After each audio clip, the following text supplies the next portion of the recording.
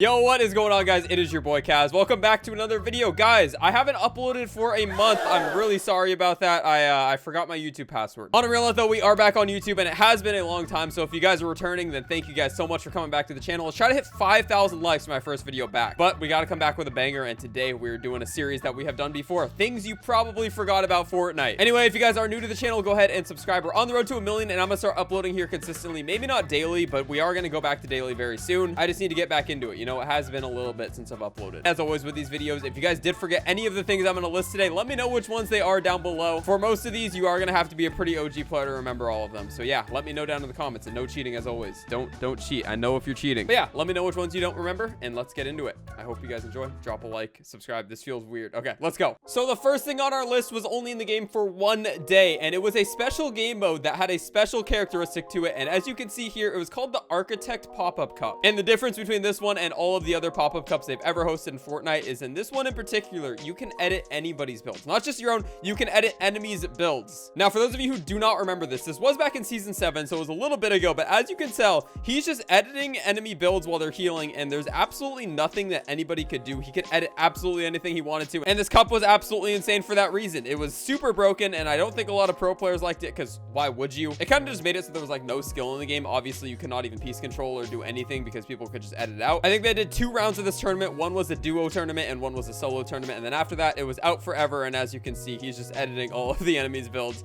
and I think he gets the win in this. Trapped in Storm, he's going up. Okay, they're both kind of choking. There you go, he gets the win. Yeah, that's the last we ever saw of editing enemies' builds. It was probably not a good idea, and that's probably why it got removed, but that's the first thing on our list. Man, I personally totally forgot about this one until I started doing research for this video, so I'm sure not a lot of you guys remembered it. Okay, so for the next thing on our list, we got portable mini games in playground mode. So if you guys don't remember, in playground mode they added vending machines where they were kind of porta-fort looking items, but they were not porta-forts. They were porta mini games. I don't know. I don't actually know what they were called. Port a challenge is what they were called. Anyway, with these, you pretty much could throw them wherever you wanted in the map, and it would spawn a mini game. Just like I said, you go up to it, you could hold the interact key to start a mini game, and then the mini game would start. This one I remember was just building a simple 1x1, I believe. So you would go out here and you would just have to build exactly what the blueprints look like, and once you completed it, it would give you a time. Now, from what I remember, you and all your friends had a leaderboard where you can compete against each other in all of these mini games, as well as you can see the times right there. But there were a lot of them, and as you can see with this one, it was literally bot target practice, where you just had to aim at bots and you would get a score by shooting them. And some of them even got a little bit more complex. As you can see here, you had to build the actual Fortnite llama, and yeah, there was a time limit for it as well. Of course, it was a race. But there you have it. When Fortnite added this concept, it was actually super cool and super creative at the time, but now obviously we have creative mode where you can do a lot more than just this. But for the time in Fortnite, this was a lot of fun to do, and I'm sure if you guys were playing back in the day, you guys remember doing this with your friends in playground mode. Okay, so because I already actually mentioned this next one in the video, I figured I had to put it on the list, and it is the Fortnite llama. And no, I'm not talking about the llama that had mats in it. I'm talking about the llama that was above Junk Junction on the map, and if you guys played the old map, I'm sure you know what it is, because I'm pretty sure it was there until the old map got destroyed. Rest in peace the old map. Bring it back, Fortnite. But that's not it for this one. I'm sure most of you guys actually remember the metal llama, and actually I'm pretty sure it's in Colossal Coliseum sometimes. There's more to this one that you might have forgot. So yeah, there's the llama. Obviously there's a chest in it, but what you might not remember is that there were other animals as well, not just the llama. For example, there was another animal south of Moisty Mire, and if you guys think you remember it, think of it in your head and don't look at the screen yet, because it's coming in a second here. But here it is. It is a wooden crab, and it was part of a challenge. Visit a metal llama, a wooden crab, and there's actually one more that, again, you guys might remember. But the second one, as you can obviously see, is the wooden crab. You were able to edit it, and there was a chest inside of it, just like the llama. And for the last one, you can already obviously see it. East of Wailing Woods, it was a stone fox. And this fox actually looks super sick, and I don't know. I just remember coming over here on the old map and just seeing it for the first time and being super confused. But yeah, this was part of the map for a little bit, and in typical Fortnite fashion, you can find weapons here, and you can also edit all of the builds in it. So there you have it for the next thing on our list: the fox, the crab, and the llama hidden in the Fortnite map. So the next thing on our list is actually something from chapter 2, so a lot more people are going to remember this one, but this wasn't in the game for very long. I personally thought this was a super cool thing when it got added, and it is right here in front of us, and it was ice cubes that gave you loot. They had 3,000 health, and you just had to beat them with your pickaxe, or you can shoot them, and it would drop a weapon, and they were pretty OP, I'm not gonna lie. If you guys do remember them, you'll remember they dropped gold weapons, purple weapons, a lot of blue weapons as well. You would sometimes get like 3 slurp fish or 4 floppers, and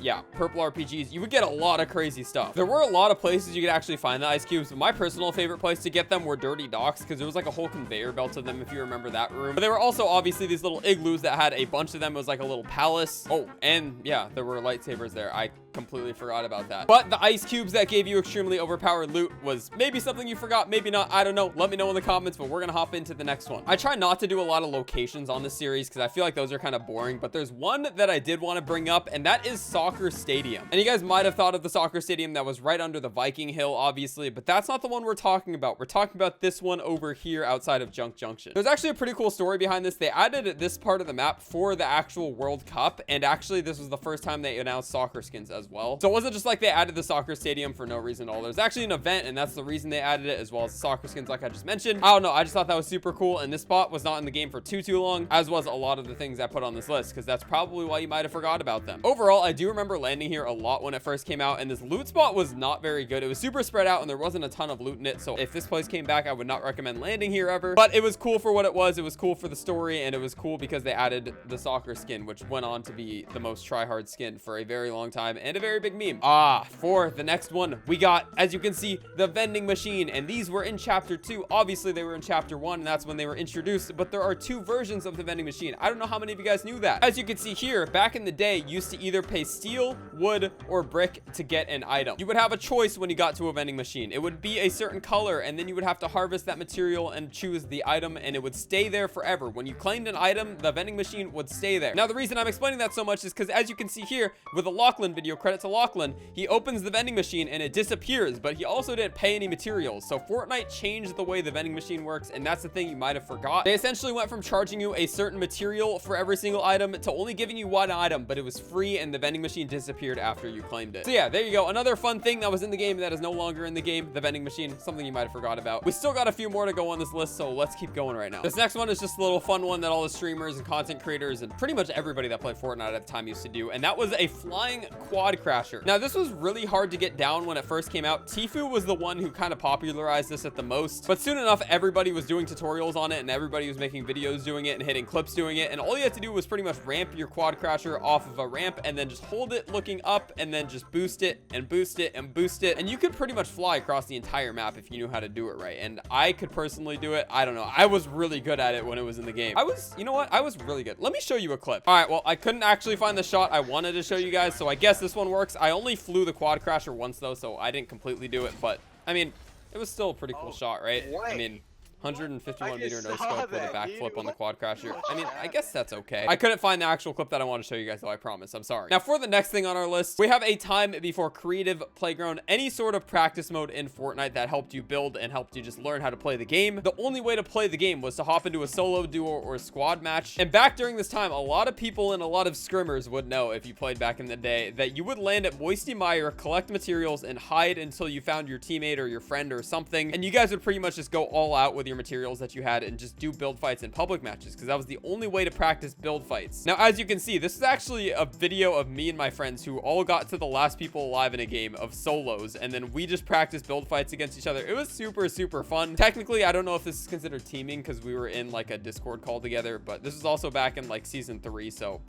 Fortnite, please don't ban me. Anyway, this was our build fight, and you could just see how crazy it is. My buddy just died to fall damage here, so I beat him. As you can see, we just break everything down and we just do it all again. So we're just starting another build fight. But to be completely honest, it's super fun to go back and watch clips like this, because you can just see how much building has evolved in Fortnite. If I built like this today in a game of Fortnite, I would be dead in approximately 5 seconds by the sweatiest player in the lobby. But back then, I was actually pretty good at building. I would say so myself, at least. I was faster than most people, and it's just crazy to see how much the game has evolved since then. And one last bonus one for the people that made it all the way until the end. And if you guys have made it all the way until the end, I actually got this suggestion from a comment on a YouTube video, and I thought it was kind of cool, so I figured I'd throw it in here. But if you guys have anything that I've never put in any of these lists before, then comment down below if you made it all the way until the end with any suggestions of things that people might have forgotten. Maybe you will be in the next video. I have to start taking some suggestions because I made probably 4 or 5 of these videos, and I might need help thinking of new stuff. I'm getting a little dry on ideas right now. But anyway, what we're watching right now is the first ever encounter with Tfue and Ninja fighting each other in Fortnite. During Fortnite's peak, probably 2 of the biggest, if not the biggest Fortnite streamers, Tfue and Ninja. At the time, they had no idea they were going up against each other, but they were just 2 very sweaty players, and